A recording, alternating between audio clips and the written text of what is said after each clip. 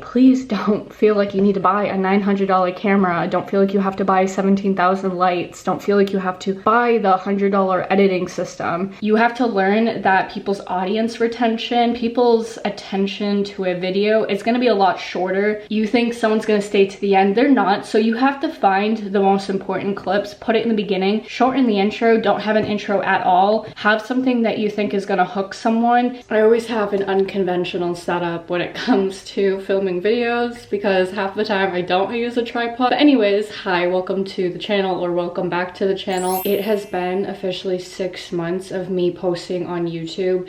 And technically it's been 7 months by the time you're watching this video and it's been uploaded. But I do have a few clips from the day of the 6-month mark of me trying and attempting to post videos on YouTube. And again, I'm just gonna reiterate, I am not an expert. This is just my current thoughts, my up-to-date thoughts, posting videos and uploading and where I'm at with this channel. I do have things I've learned along the way the last 6 months from posting on YouTube. The first thing is that you have to post what you're interested in. Yes, having a niche, having a plan is definitely useful. It's definitely going to help. You can't post things that you're not going to be interested in watching yourself. I love creating content. I love being able to just edit stuff just for fun. There are videos that I have found more enjoyable to film as well as edit than I did with other videos.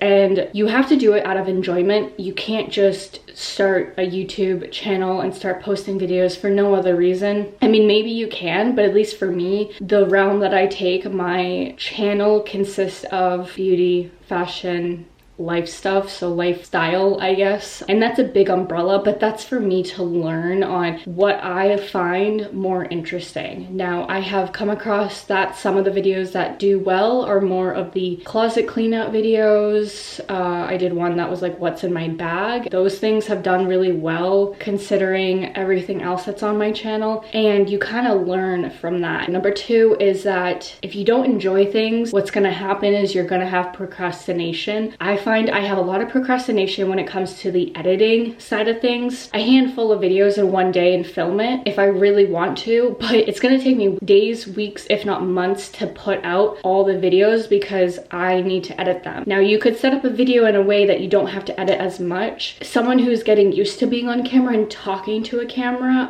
you're gonna have to do a lot of cuts. You're gonna have to maybe color grade, you know, if you don't have, what is with this halo above my head? You're going to have to do a lot of editing when it comes to the first, you know, several videos. Right now, I'm on like the 30th video and I still feel such a beginner and amateur. I really don't know what I'm doing. And obviously you can tell I'm not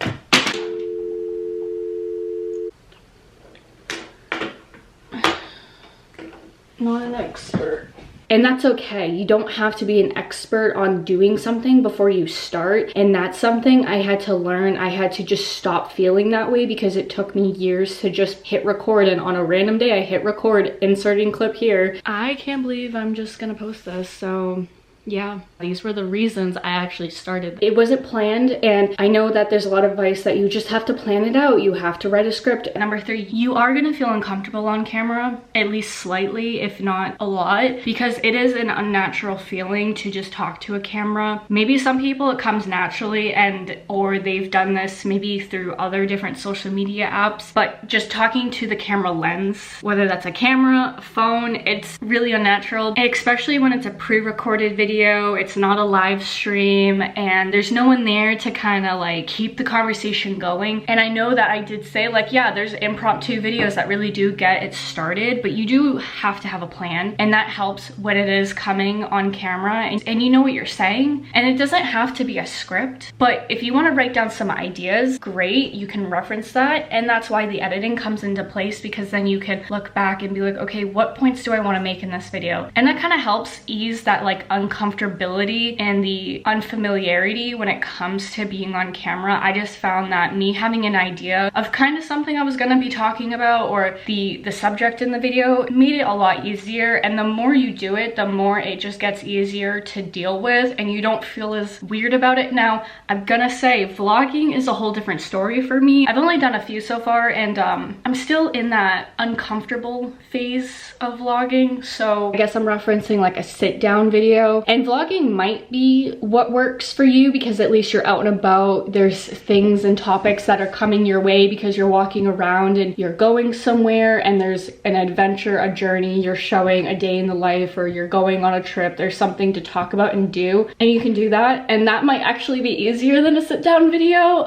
But for me, it's talking in public, talking to a camera in public, and then you got people like staring. That's a whole other situation. Number 4, you just have to see what works best for you. If you think having a niche is gonna get the audience you want, the views you want, what you find enjoyment out of it, or if having a script takes away the long pauses that I'm doing right now that I'm having to cut out of this video, you can read from notes stacked next to you. You kind of just have to make it your own, the way you want to film, and you have to make it as natural as possible. If you think reading from a script makes you feel more natural on camera, if that's what you think works best for you, and that's why it's like the beauty of being someone new on YouTube, you kind of get to try everything. You can make it and customize it to your own liking, and it might not just be a script. It could be bullet points, it could be segments in a video, you could take breaks in the video. It doesn't have to just be one video fits all, one suggestion fits all, and every video is going to be different depending on the subject, depending on your niche, depending on the type of channel you have. Are you talking about just one specific thing on your channel? Are you talking about several things on your channel? Is there a way that you can categorize everything? And that falls into number 5, is to schedule, to not schedule. What works best? Do you want to have a strict schedule of, okay, I'm posting Mondays, Tuesdays, and Saturdays, or I'm posting only Thursdays and Sundays, I'm only posting every single Wednesday? You have a certain day that you're talking about a certain subject. Now, have I done that? No.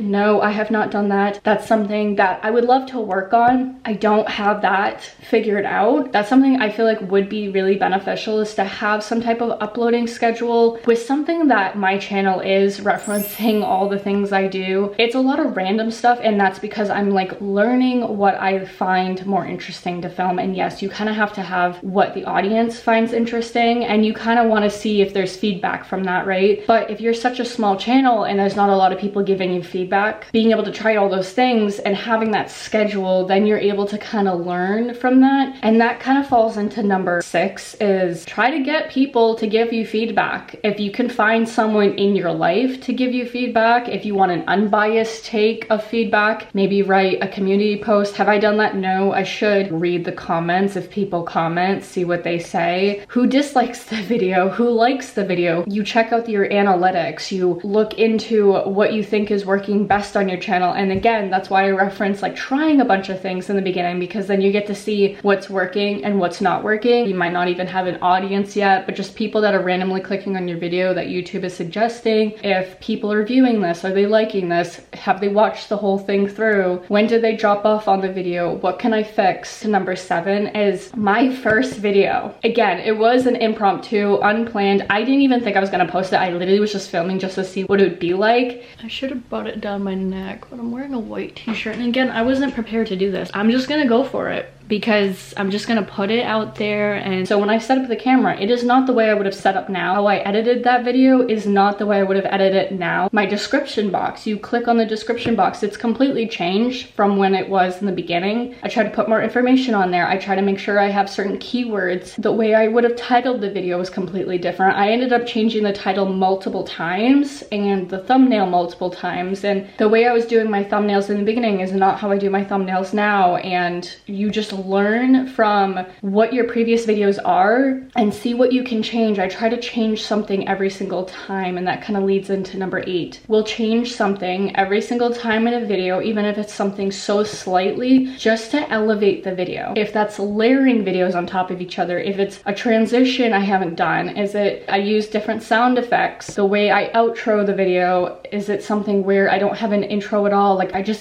switch things up. Yes, you want to have a familiarity, especially if you have people watching regularly. You don't want them to think like, what is this video? Now, it's a little different for me because I don't think I have a huge audience at all to do that I need to deal with. Like, okay, I need to have familiarity so they know that like this is something that they're gonna watch. I switch things up. Number 9, every video I've put up, I wanted to delete. I'm like, this is horrible, this is bad. And it's almost the video that I got like the most views on. I was editing it. It was 3 hours of footage. I was like, this is gonna be terrible. I don't like this. I uploaded it. It ended up getting the most views. You have to deal with is like put up a video and leave it. I use the video for something I can learn from in the future. Why was it bad? Why did it end up going well? I just leave it up because it's more exposure. You have another video to reference and you kind of get to look back on it. You get to check out the analytics. You get to see how did it do well? How did it not do well? It's not a permanent way of the way you're gonna film. So even if it's bad, it is what it is. I have to not second guess myself as much when it comes to should I put this out there or not. It's different if you're trying to cut down stuff for quality purposes, but I try not to just delete a video if it's not doing well. It's a learning experience at the end of the day if it doesn't do well. The 10th thing I have learned, give yourself a certain amount of time, a certain amount of videos to see if this is something you really want to give up on or you really want to pursue. It helps me know if I want to give up on it or if I want to invest into it. Now, have I invested into it money-wise? Absolutely not.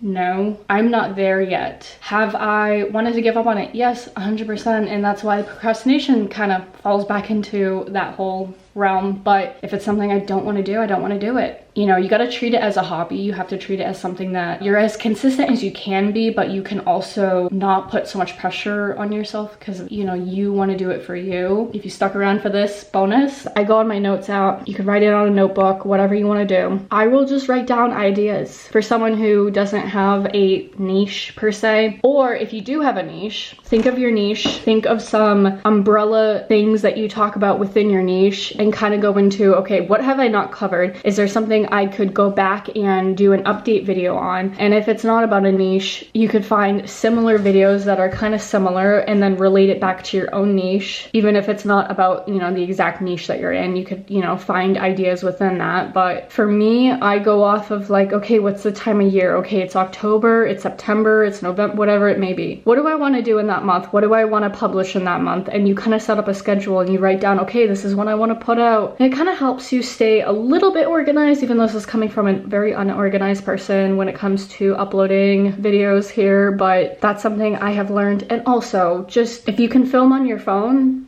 please do that. If you already have a camera, please use that. Don't feel like you have to do that. I literally film and edit on things I already have. I have not bought anything for this. And right now I'm not even using a tripod. I'm literally just holding it up on like this windowsill. I'm using natural lighting. You don't need a ring light. I have a ring light. I don't use it. You know, so you just have to work with what you have. If you have to retake videos, retake it if you have to, scrap it if you have to. If you want to use it, do it. You know, you just kind of have to go on what you feel is best. And maybe I'll add this into the video of how I'm feeling when I reflect on the last 6 months of posting. And again, I am going to post videos, even though you're not gonna really probably see this portion. If I was more consistent, yeah, I probably would have gained a lot more subscribers. I probably would have had a lot more views. I probably would have had a lot more videos put out by now, but I had no one on here. So just starting from literally ground zero and having it take off the way it has in my own terms, taking off, it's a way to learn, and also it will help improve your next video in the future.